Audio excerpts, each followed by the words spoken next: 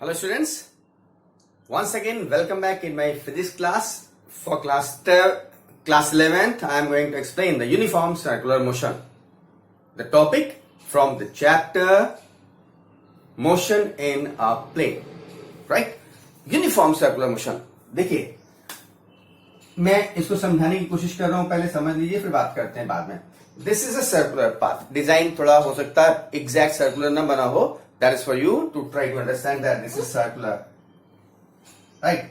This is center O and this is the radius R. कहते हैं if any object is moving on a circular path, तो इसका motion circular motion हो गया. Simple. If somebody asks about the circular motion, so you can say that if any object is moving on a circular path, then its motion is circular.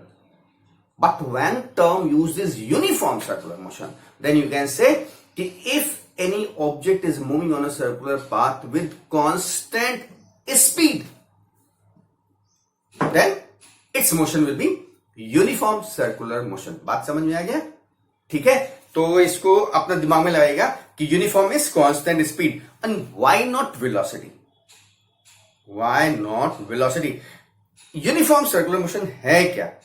देखिएगा ध्यान से कि अगर object इस circular path पर constant speed से move कर रहा है तो इसका मोशन यूनिफॉर्म सर्कुलर मोशन होगा. मैं इसी में कुछ चीजें बता दूंगा, बाद में उसको दिखाऊंगा. देखिए अगर यहां पर है तो इसकी वेलोसिटी क्या हो गई? ए पॉइंट पर वीए. यहां पर वेलोसिटी क्या हो जाएगी? वीबी.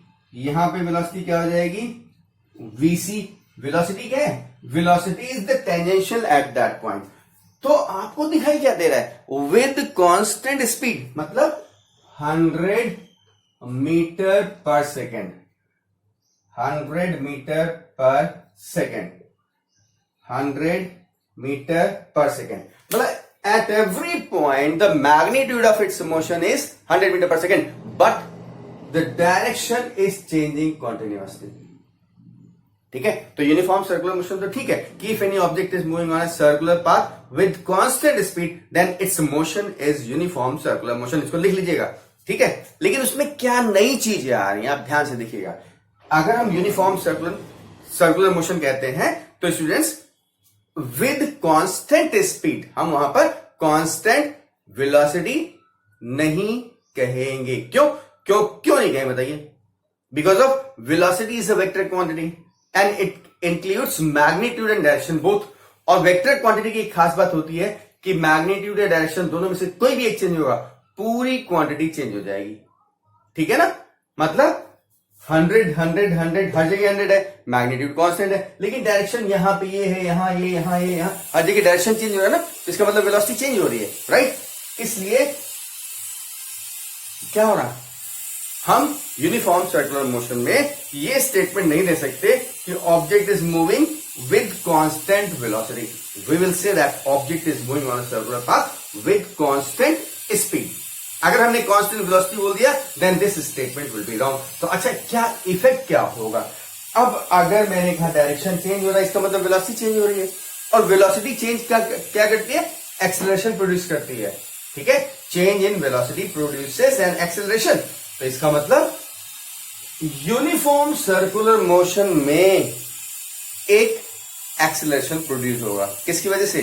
Due to change in velocity या डायरेक्शन, जो भी आप कहना चाहिए. तो due to change in direction और वेलोसिटी. और इस एक्सेलरेशन का डायरेक्शन किधर होगा?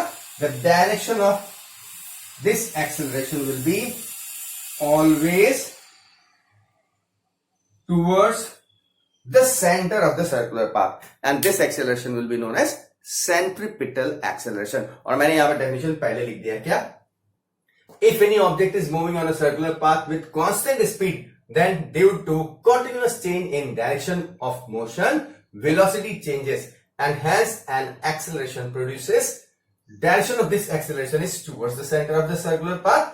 This acceleration is centripetal acceleration. Important point, uniform circular motion है यानी सर्कुलर पाथ पर कांस्टेंट स्पीड से मूव कर रहा है, तो इसके मोशन में एक एक्सेलरेशन प्रोड्यूस हो रहा है जिसको हम लोग सेंट्रिपिटल एक्सेलरेशन कहते हैं. तो ये बेसिक पॉइंट है, जरा इसको नोट करिए, फिर हम इसके आगे की बातें शुरू करते हैं. वीडियो पॉज करके नोट करिए. Okay students, next topic angular displacement. देखिए अब मैं समझाता जा रहा हूं, फटाफट बताता जा रहा हूं, आप नोट करते जाइएगा। ये सर्कुलर पाथ है। डिस्प्लेसमेंट क्या होता है? यहां से यहां आया, फिर इसके बाद यहां गया, तो ये शॉर्टेस्ट डिस्टेंस इज डिस्प्लेसमेंट। अब एंगुलर डिस्प्लेसमेंट की जब बात करेंगे तो इसका मतलब मोशन सर्कुलर मोशन होगा। अब ऑब्जेक्ट किसी टाइम पर ए पर है, उसके बाद आकर के बी पे आ गया, तो this is your angle theta. तो इसका मतलब क्या हुआ? Angle swept out by radius vector is angular displacement this theta. Radius vector ये रेडियस है और इसका डायरेक्शन डेफिनेटली इधर होगा, तो ये रेडियस वेक्टर है, तो इसका मतलब एंगुलर डिस्प्लेसमेंट डेल्टा थीटा, ये क्या है? This displacement is delta S is equal to delta S by R. Angular displacement क्या है? Angle swept out by the radius vector. यानी ये रेडियस वेक्टर है, ये मूव करके यहां से यहां आया, तो ये एंगल बन गया ना, तो यही एंगुलर डिस्प्लेसमेंट हो गया। ये लीनियर डिस्प्लेसमेंट है, डेल्टा एस ए से बी तक का लीनियर डिस्प्लेसमेंट है, but the angle swept out by the radius vector यानी this one is your angular displacement. और इसका मेजरमेंट क्या होगा? Angle is equal to arc upon radius होता है ना, तो आर्क क्या है? डेल्टा एस, और रेडियस क्या है? यानी delta theta is equal to delta S by R, and this is your angular displacement. ये भी डिस्टेंस है, ये भी डिस्टेंस है, इसका मतलब angular distance is unitless, dimensionless, right. अब कहते हैं दूसरा एंगुलर वेलोसिटी। वेलोसिटी क्या होता है? Rate of change of displacement upon time. ये क्या हो जाएगा? इसको कहेंगे रेट ऑफ चेंज ऑफ, जब हम वेलोसिटी की बात कहते हैं तो rate of change of velocity कहते हैं। जब एंगुलर वेलोसिटी की बात करेंगे या एंगुलर डिस्प्लेसमेंट की बात करेंगे तो सर्कुलर मोशन दिमाग में होगा, तो इसका मतलब rate of change of angular displacement. यही लिख दू, displacement is what? Rate of change of angular displacement is angular velocity, right. इसको किससे डिनोट करते हैं? ओमेगा, और ओमेगा क्या हो जाएगा? Delta theta by delta T, और ये क्या हो जाएगा? This will be your angular velocity average. This will be your average angular velocity. लेकिन अगर हम इंस्टेंट अगर limit delta T tends to 0 consider कर लें, टाइम भाई यहां t1 पे था, यहां पे t2 था, तो डिफरेंस कितना हुआ? This is delta T. लेकिन if this delta T is very small, that is delta T tends to 0, तो उस कंडीशन में क्या हो जाएगा? इंस्टेंटेनियस एंगुलर वेलोसिटी, यानी omega is equal to limit delta T tends to 0, क्या लिख दें? Delta theta upon delta T, और इसको हम लोग लिख सकते हैं D theta upon D T. तो इसलिए यहां दे रहा हूं therefore omega is equal to d theta upon dt, and this is your angular velocity. ये average angular velocity थी, and this is your instantaneous angular velocity. यहां पे डेफिनेशन लिखा है, ये मैथमेटिकल पोर्शन है, इसमें डायग्राम का कोई जरूरत नहीं। डेल्टा थीटा ये समझने के लिए, डेल्टा टी यहां से यहां तक का अगर टाइम t1 है और यहां पे टाइम t2 है, तो स्टेटमेंट आप अपने आप से लिख सकते हो। Let any object is moving, start कैसे करेंगे इसको करने के लिए? On a circular path of radius r at any instant it is at point a, at instant t1, at instant t2 it is at point p, then omega is equal to delta theta upon delta T, and this is here.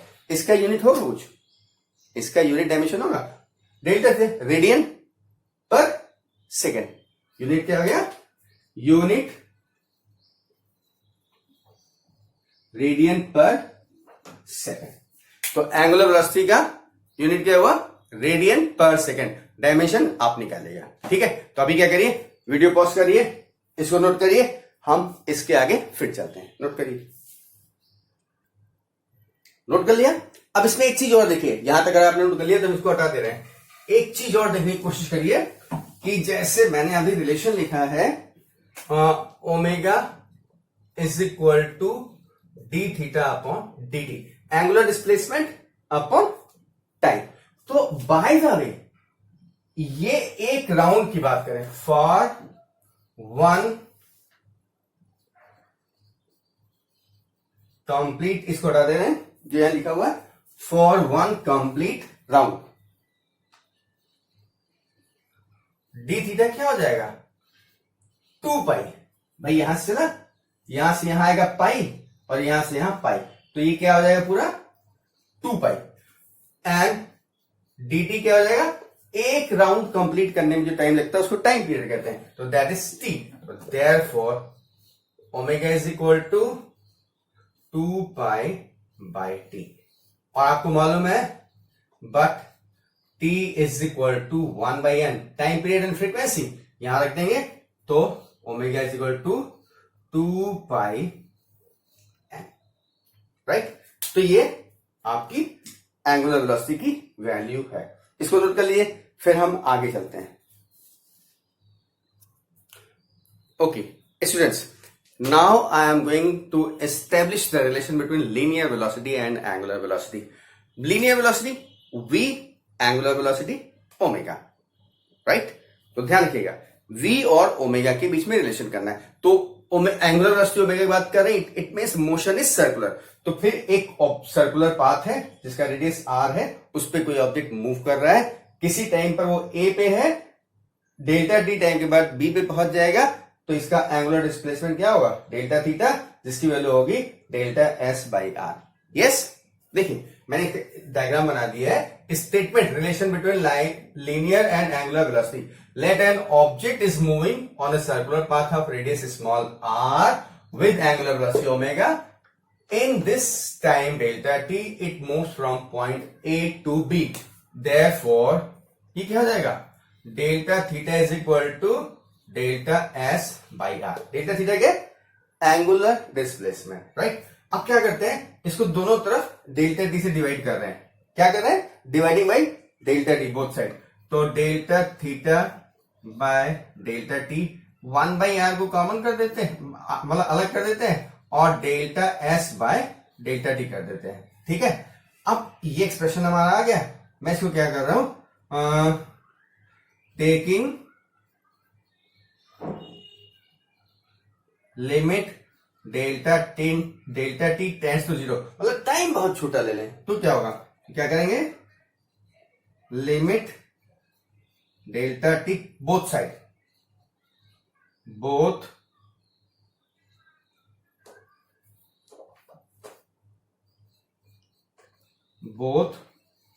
Side क्या हो जाएगा, देखिए ये हो जाएगा limit delta T tends to 0, delta theta by delta T is equal to 1 by R इधर कर दिया, limit delta T tends to 0, delta S by delta T. 1 by R बाहर क्यों किया, डेल्टा आर तो था ही ना हमारा, ठीक है, वो तो डिस्टेंस है, वेरिएशन डिस्प्लेसमेंट में हो रहा है, टाइम में हो रहा है, और टाइम का हम ले रहे हैं डेल्टा टी टेंड्स टू 0, तो डेल्टा टी वाला फंक्शन मैंने बाहर कर दिया। ये क्या हो जाएगा, this will be instantaneous D theta by D T is equal to 1 by R D S by D T. इसमें किसी को कोई प्रॉब्लम आ रही नहीं। अब D theta by D T अभी थोड़ी देर पहले बताया था, rate of change of angular displacement, क्या एंगुलर वेलोसिटी, दैट इज, इसको मैं यहां लिख रहा हूं फिर, omega is equal to 1 by R and D S by D T v, that is v is equal to r omega, and this is the relation between linear velocity and angular velocity. Linear velocity v and angular velocity omega. Any problem to anyone? No.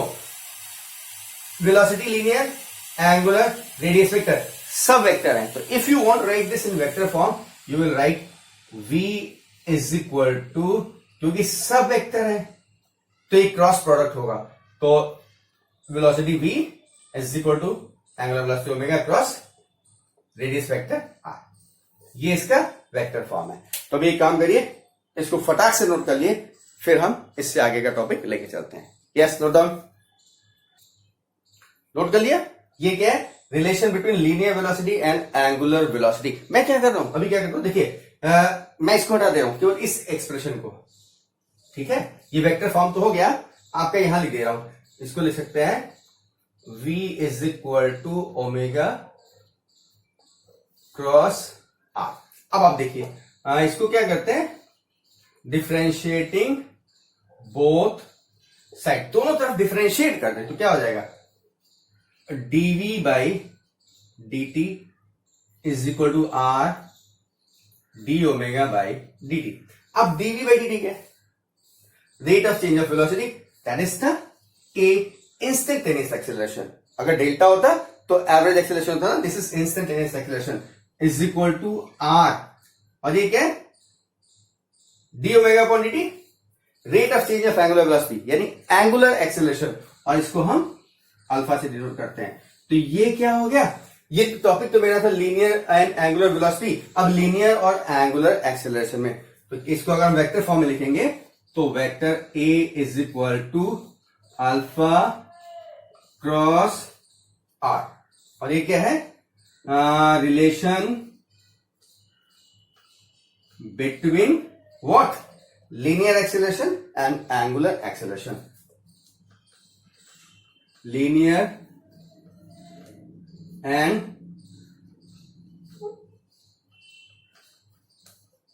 Acceleration, तो हमने इसी में relation between linear velocity and angular velocity है ना, इसी में linear acceleration and angular acceleration का definition मतलब रिलेशन दे दिया है। अच्छा, अब एक इंपॉर्टेंट क्या है, इंपॉर्टेंट क्या है कि डेफिनेशन क्या होगी। पहली बात एंगुलर वेलोसिटी की, तो rate of change of angular displacement is the angular velocity, और ऐसे ही एंगुलर एक्सेलरेशन क्या होगा, rate of change of angular velocity. जैसे एक्सेलरेशन क्या है, rate of change of velocity d v by dt, तो ऐसे ही एंगुलर एक्सेलरेशन क्या है, rate of change of angular acceleration is rate of change of angular velocity is angular acceleration, right. तो अभी काम करिए, ये इंपॉर्टेंट टॉपिक है, इसको नोट कर लीजिए। इसके बाद हम आपको जो हमने शुरुआत में आपको बताया था क्या, सेंट्रीपिटल एक्सेलरेशन, उसका डेरिवेशन करने जा रहा हूं, इसको नोट कर लीजिए फर्स्ट।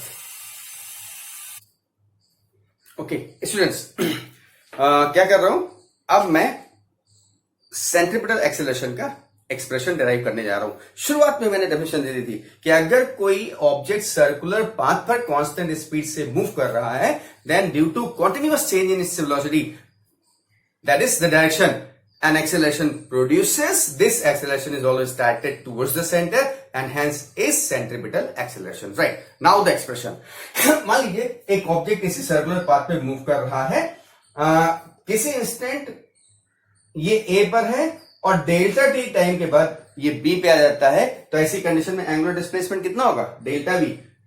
एंगुलर डिस्प्लेसमेंट होगा आपका डेल्टा V, और लीनियर डिस्प्लेसमेंट क्या हो जाएगा, A से B, that is the delta theta.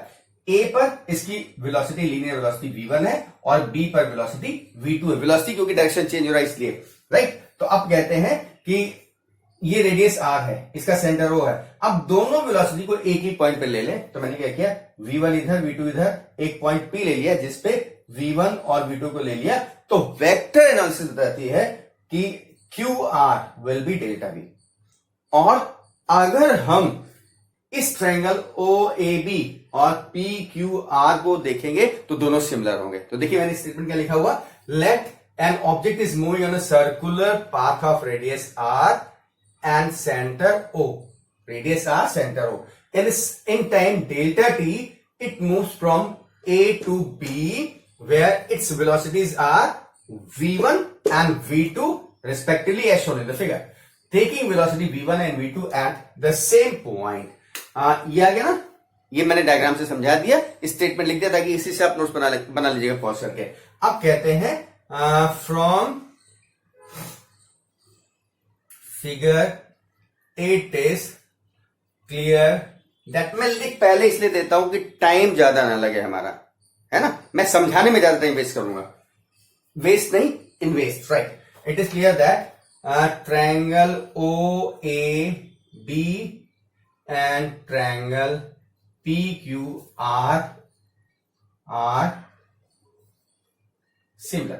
OAB और PQR ये दोनों सिमिलर हैं, ये एंगल दोनों का बराबर है और दोनों ये रेडियस बराबर है, ये V1 V2 मैग्नीट्यूड में बराबर है, तो सिमिलर है तो करेस्पॉन्डिंग साइड का रेशियो बराबर होता है ना। तो ये आपको मालूम होगी प्रॉपर्टी कि for two similar triangles the ratio of corresponding side will be same. मैं देखता हूं तो क्या लिखूंगा, इसको लिखूंगा delta S by R is equal to delta V by V1 होना चाहिए, लेकिन V1 is equal to V2 is equal to V, magnitude same है। Delta S by R is equal to delta V by V1 that is the V। तो इसका मतलब therefore delta V is equal to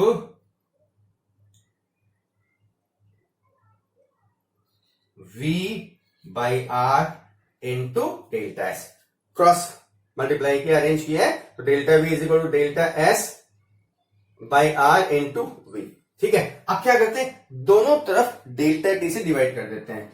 next system है delta V by delta T is equal to V by R delta S by delta T। ठीक है, क्या किया, दोनों तरफ डेल्टा T से डिवाइड किया। तो देखिए limit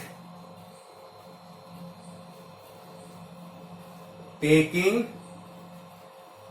limit delta T tends to 0, तो क्या हो जाएगा, limit delta T tends to 0 delta V by delta T is equal to V by R limit delta T tends to 0 delta S by delta D। अब delta V by ये क्या हो जाएगा, dV by dt। Delta क्या हो जाएगा, instantaneous dV by dt is equal to V by R, ये हो जाएगा ds बाई dt। अब dV बाई dt क्या होता है, A, यहां लिख रहा हूं मैं, that is A is equal to V by R और ds बाई dt क्या हो जाएगा, V,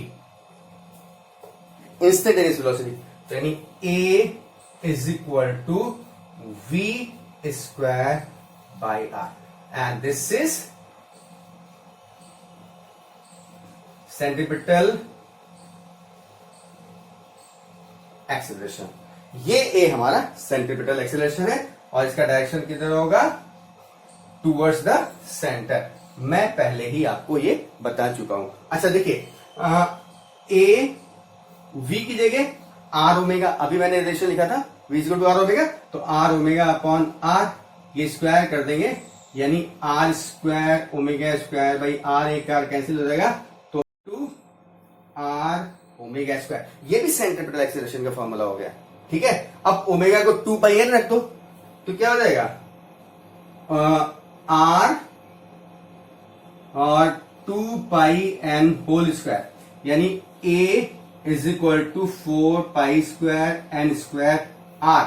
और एक और ये रिलेशन आ गया आपका सेंट्रीपिटल एक्सेलरेशन का, तो ये in the terms of linear velocity, in the terms of angular velocity and in the terms of n, that is the number of rounds. ठीक है, कोई दिक्कत, तो ये आपका एक्सप्रेशन है सेंट्रीपिटल एक्सेलरेशन का, इसको नोट करिए। फिर मैं थोड़ी सी बात और करता हूं।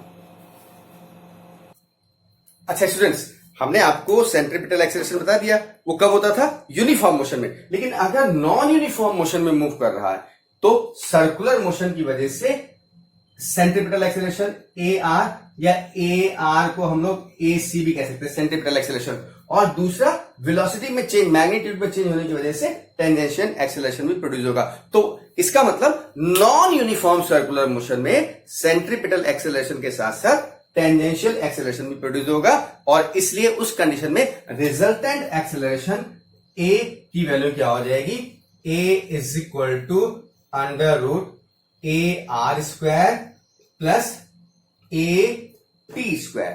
ठीक है, AR की जगह हम क्या लिख सकते थे, हमने पहले बताया AC square plus AT square and this will be your resultant acceleration. हाँ, AC क्या हो जाएगा, V square by R centripetal acceleration, और AT क्या हो जाएगा, R अल्फा एंगुलर एक्सेलरेशन के साथ। ठीक है, तो AC की वैल्यू v स्क्वायर भैया, एंड AT जो टेंजेंशियल है इसकी वैल्यू हो जाएगी R alpha, and this way this is non-uniform motion, acceleration produced in non-uniform circular motion, and its value is what?